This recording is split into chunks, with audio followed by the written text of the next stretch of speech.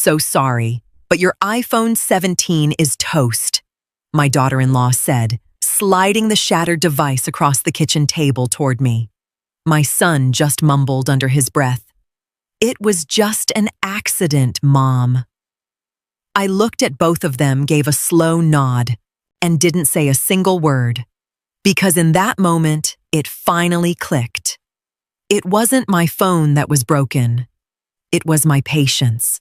"I'm really sorry, but your iPhone 17 broke," my daughter-in-law Chloe said, after I'd refused to hand her any more money. Her voice was flat, indifferent, as if she were talking about a dropped glass of water. My son Julian just let out a low sigh. "It was an accident, Mom." He muttered, his eyes glued to the floor. I looked down at the spiderweb of cracks on my brand new phone. No one drops a phone in a way that completely obliterates both the front and back glass unless they mean to. I stayed perfectly calm. No screaming, no accusations, no tears.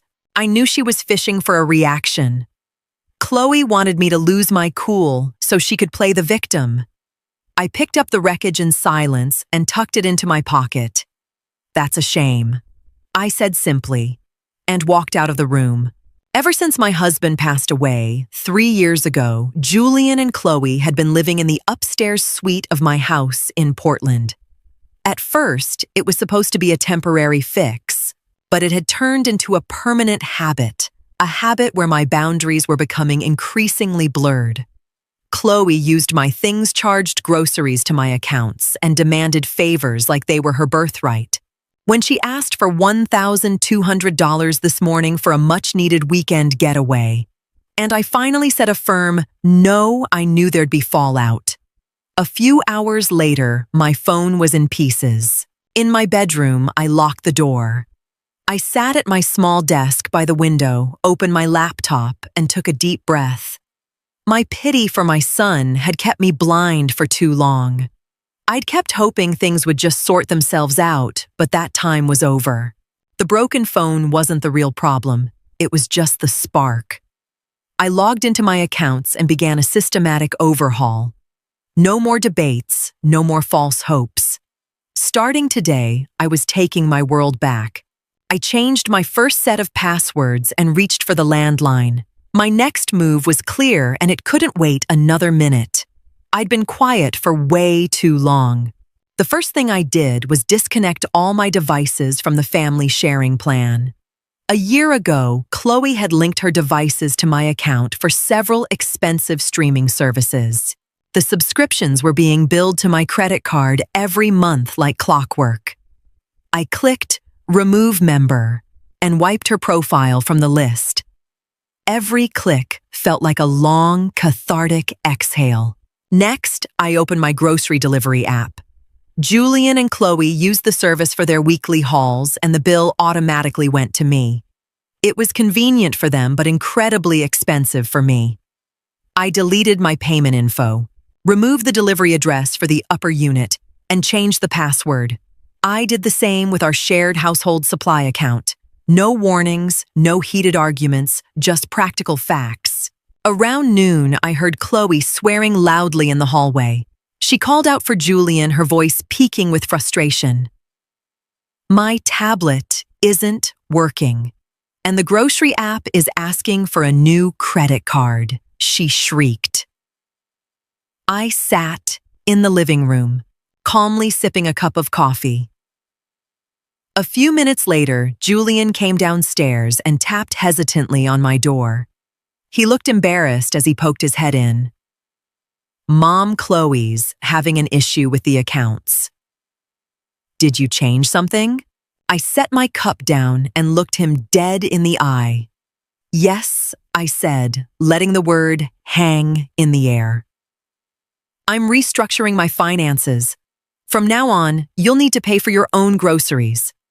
He blinked, totally blindsided by my bluntness. "But Chloe was just about to place a big order for the weekend," he stammered. "Then I guess she'll have to use her own bank card," I replied coolly. Julian didn't know what to say and slowly backed away. He expected me to cave the moment he gave me that sad puppy look. In the past, it might have worked, but those days were gone. My new boundaries were set in stone. I opened my book and savored the silence. The first step was taken, but it was only the beginning. Soon she'd realize the grocery delivery was the least of her problems. Early the next morning, I went down to the basement.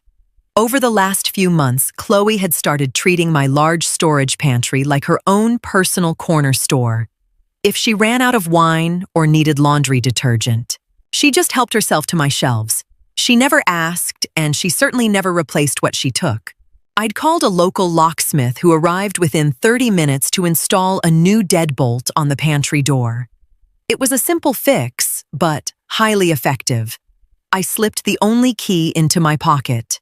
Then, I cleared out the hallway and stacked their old cardboard boxes on the stairs. That afternoon, I heard determined footsteps heading for the basement. Chloe was on a mission, likely looking for a bottle of Cabernet. The faint sound of the doorknob turning quickly escalated into a violent, angry rattling. "Julian," she yelled through the house. "The pantry door is stuck. I can't get it open." I opened my door and stepped into the hallway. "The door isn't stuck," I said, my tone friendly but firm. I had the lock changed. That's my private storage now. Chloe stared at me like I'd just declared war. "But where are we supposed to keep our stuff?" she asked, indignant. "And what about the wine for tonight? There's plenty of room in your own kitchen for your things," I answered. "And as for the wine, you'll have to buy your own from now on." She opened her mouth to snap something back, then thought better of it and shut it. Without another word, she turned on her heel and stomped upstairs. It was obvious she hadn't expected this much resistance. She expected me to cry or justify myself. Instead, I was just creating facts she couldn't ignore. I went back to my cozy living room with a small, satisfied smile. My home was becoming mine again. And next, I was going to reclaim the garage. My late husband had left behind a little sedan that I almost never used. Chloe had basically hijacked the car because it was more convenient than taking the bus. She parked it in my second garage stall and filled the rest of the space with her old furniture. That morning, a car buyer I'd called the day before showed up. He looked over the car, we settled on a price, and I signed the title over. He towed the car away and transferred the money to my savings account immediately. After that, I called a junk removal service to clear out the rest of the clutter in that stall. When Chloe got back from her shift, she stood frozen in front of the empty, swept, clean garage. She stormed into the house and pounded on my door, her face flushed with rage. "Where's the car?" she demanded, not even bothering with a hello. "I sold it," I said calmly, casually dusting a shelf. "But I need that to get to work," she nearly screamed. "It was my car, and I didn't need it anymore," I explained. "The insurance and registration were getting too expensive. And my furniture?" she asked, her voice trembling. "It was mostly junk, so I had it hauled away to the dump." Julian stepped up beside her, looking at me pleadingly. "Mom, you should have told us first," he said reproachfully. "It's my property," I said, simply meeting his gaze. "If Chloe needs a way to get around, she can take the bus or buy her own car." I handed her a printed bus schedule I'd looked up earlier. She stared at the paper like it was poison and let it flutter to the floor. Without another word, they retreated to their unit. They were starting to realize that my support was officially ancient history. But the biggest blow, the one that would hit their wallets the hardest, was yet to come. They'd never paid a dime toward the utility bills. That was about to change. Early the next morning, I sat at my round kitchen table with a calculator. I pulled the old folders from the cabinet and lined up the bills for water, electricity, and heating. Julian and Chloe had the entire top floor to themselves, but hadn't paid a cent toward the overhead. I calculated the usage based on square footage and added it all up. The total was significant, especially since Chloe liked her 20-minute hot showers. I wrote the monthly total on a clean sheet of paper, attached copies of the bills, and tucked it all into a plain white envelope. Around noon, I went upstairs and knocked. Julian answered in his pajamas, looking like he'd just woken up. "Here's your share of the utilities," I said, handing him the envelope. "I expect this amount in my account by the 1st of every month." He opened the envelope, saw the number, and went pale. "Mom, this is almost half my paycheck. How are we supposed to pay this?" he cried out. "That is exactly what you consume," I said, without a shred of guilt. "It's only fair you pay for what you use. I'm not subsidizing your lifestyle anymore." Chloe appeared behind him and snatched the paper. "This is ridiculous. We're family. You can't just bill us like we're strangers," she yelled. "Actually, I replied, already turning to leave. "Family doesn't mean I pay for your luxury on my dime." I walked down the stairs without looking back. Behind me, I could hear Chloe starting a screaming match with Julian. She was demanding he fix this and talk some sense into me. But there was nothing left to talk about. The hard facts were there in black and white. They still thought they could just ignore my rules and wait me out. But the next problem was already waiting for them in the kitchen. Up until now, the big kitchen downstairs had been common ground. I'd always kept the fridge stocked, and Chloe would help herself to the expensive cheeses, fresh salmon, and organic greens I bought. Since I'd cut off the delivery service, I noticed my own supplies were dwindling fast, so I started buying only exactly what I needed for myself. I emptied the fridge, scrubbed it clean, and assigned them the bottom 2 drawers. I placed a strip of bright red tape across the glass shelf above them. My food was strictly kept on the top shelves. The next evening, Chloe was planning an elaborate dinner for her friends. She stood in front of the open fridge, dumbfounded. "Where's the salmon and where's the wine?" she called out. I sat at the table drinking tea and reading the news. "I only shopped for myself," I said, without looking up. "Your drawers are at the bottom. They're empty because you didn't buy anything." "But my friends are going to be here in an hour," she shrieked. "I can't just serve them pasta and ketchup, then you'd better hurry." "The grocery store down the street closes in 40 minutes, I suggested helpfully. She slammed the fridge door so hard, the glasses in the cabinet rattled. A few minutes later, she bolted out of the house to do some panicked, expensive shopping. Julian came in shortly after shaking his head. "Mom, did you have to let her crash and burn like that?" he asked weakly.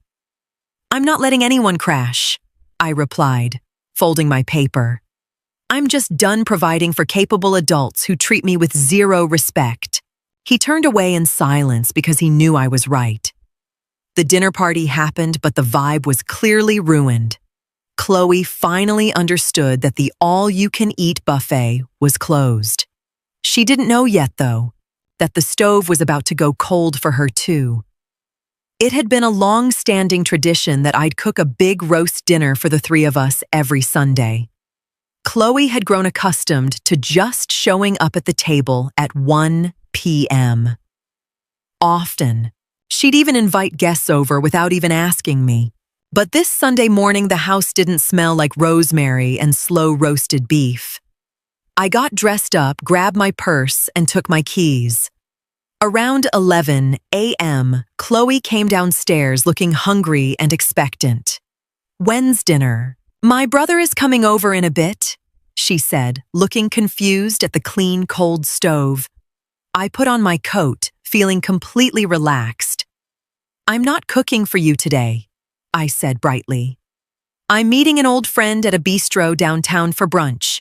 She stared at me like I was speaking a foreign language. "But it's Sunday." "You always cook on Sunday," she protested. That was then. This is now," I replied, opening the front door and breathing in the crisp air. "You're adults. If you're hungry, you know how the stove works." I shut the door behind me and left her standing in the foyer. Brunch with my friend was lovely and did wonders for my soul. When I returned that afternoon, the tension in the house was thick enough to cut with a knife. Julian was sulking in the living room next to some empty pizza boxes. He gave me a dirty look but didn't say a word. Chloe ignored me entirely, which honestly suited me just fine. My new boundaries were inconvenient for them, but they were working wonders for me. I was finally done being the invisible servant in my own home. They thought they could punish me with the silent treatment, but I was busy enjoying the peace. The first of the month came and went without a single cent hitting my account. Julian and Chloe acted like they'd either forgotten the envelope or were staging a protest. They were betting that I'd hate the conflict and just drop it. The next day, I called my HVAC guy. I asked him to separate the thermostat control for the upper unit from the main floor. He installed a simple but effective bypass valve and put a lockbox over the main controls in the basement. I set their floor to a constant 64 degrees. It was legally habitable and kept the pipes from freezing, but it was far from cozy. If they wanted it warmer, they'd need to invest in some sweaters. As the evening temperatures dropped, the house got chilly. I was sitting comfortably by my crackling fireplace when Julian came stomping downstairs. "The heat isn't working upstairs," he yelled, rubbing his arms.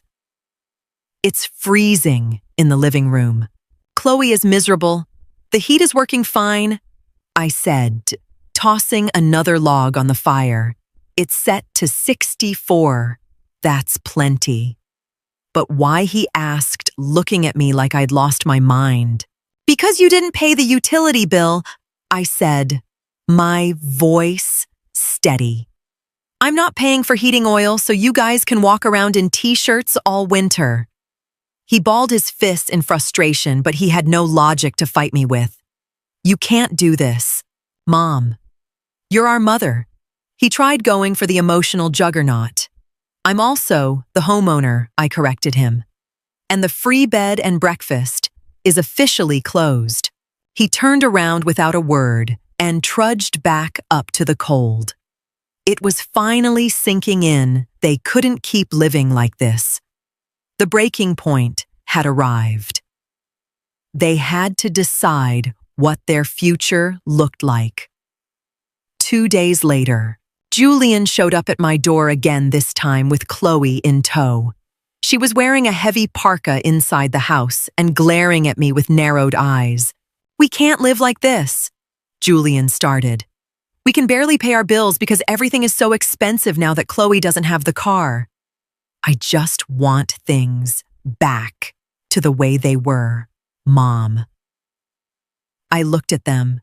Neither of them offered an apology. Neither offered to pay for the broken phone. They just wanted their comfort back. I turned around, grabbed a folder from my desk, and handed it to Julian. "What's this?" he asked suspiciously. "It's a standard lease agreement for the upstairs unit," I explained. "The rent is fair and it covers the utilities. If you want to stay, you sign it." Chloe snatched the paper and skimmed the numbers. "This is a joke. We're not paying you rent," she hissed. "Then you'll need to find another place to live," I said, not missing a beat. "You're both adults. My job as a parent was finished a long time ago." "You're just going to throw your own son out on the street?" Julian asked, sounding betrayed. "I'm offering my son and his wife a fair, legal contract," I corrected. "The choice is yours." Chloe threw the lease on the floor. "Fine. We're out. Keep your cold house. We'll find something better," she yelled, thinking it was a threat. She thought I was afraid of being alone in my old age. But the truth was, I'd felt much more alone living with the two of them. "Good," I said simply. I picked up the paper and closed the door. 2 weeks later, on a gray Saturday morning, they loaded the last of their boxes into a rented U-Haul. Julian gave me one last look in the hallway, probably hoping for tears or a last-minute cash gift for their security deposit. I just handed him a tin of cookies for the drive and wished them both the best. No bitter words, no dramatic speeches, and no forced hugs. As the truck pulled away, I closed the front door and turned the deadbolt. Twice. The silence that filled the house wasn't heavy. It was light as air. I walked upstairs to the now empty suite. It still smelled faintly of cleaning supplies and dust, but the space was finally mine again. I opened all the windows to let the fresh breeze in and started planning. This big, sunny living room was going to be my new watercolor studio. That afternoon, I took the bus downtown and used the money from the car sale to buy a brand new iPhone. I set it up at a nearby cafe over a latte using brand new passwords that no one else knew. No one was ever going to smash my things again just because I set a boundary. I'm not a cold-hearted mother. I just stopped subsidizing the bad behavior of two adults. Some people think you have to endure any amount of disrespect just because it's family. But respect is a two-way street. And love doesn't mean letting yourself be a doormat. As I sat in my warm, quiet house that evening, I lit a candle and poured a glass of my favorite wine. I wasn't afraid of the future anymore because I was finally the one in the driver's seat. The shadows of the past were gone, and I was the queen of my own peaceful castle. And that was exactly how it was going to stay.